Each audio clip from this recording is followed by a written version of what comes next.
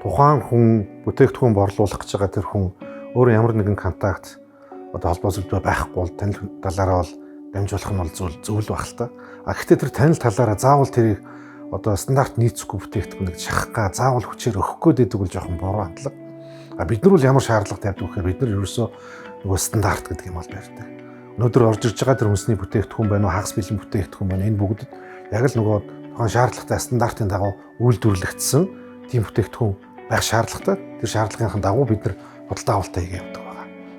За тэгээд одоо энэ голомт банкнаас хэрэгжүүлж байгаа энэ ментор хөтөлбөр бол хөтөлбөрийн хүрээнд орж ирсэн одоо ингээд Mofoodland гэдэг компани жишээ моёос бүтээгдэхүүн байна л да би жишээ аваад ярих тийм.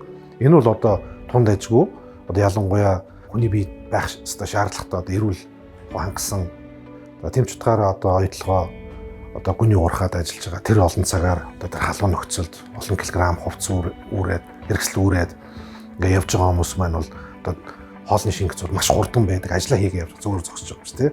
Тэгэхээр энэ моёос бүтээгдэхүүнийг бол одоо бид нар тэр болтын хоолнд нь одоо нэмэлтээр ингээд оруулж өгснөөр бол энэ бас аюу зөв шийдэл болсон гэж боддог. Тэгээ одоогийн байдлаар бид нар бол нэг сарын худалдаа авалт нойролцоогоор 100 сая төгрөгийн худалдаа авалт жишээ нь хийгээд ингээд гэрээлээд явж байгаа. Ямар ч үйлдвэрлэл явуулах гэж байгаа хүн бол тодорхой хэмжээний мэдлэгтэй тэр мэдлэгтэй тулгуурлаж тухайн үйлдвэрлэл тухайн бизнесээ сонгосон байх л та. Гэхдээ хүн болгон 100% бүх талаас нь мэдэх шаардлагагүй. Тэгэхээр ер нь бол яг хөгжиж яваа том бизнесүүд нь одоо дөнгөж шинээр гарч ирж байгаа жижиг дунд бизнесүүдийг бас дэмжиж ингээд хамтраад ажиллавал одоо энэ зөв юм болов уу гэж бас харж байгаа.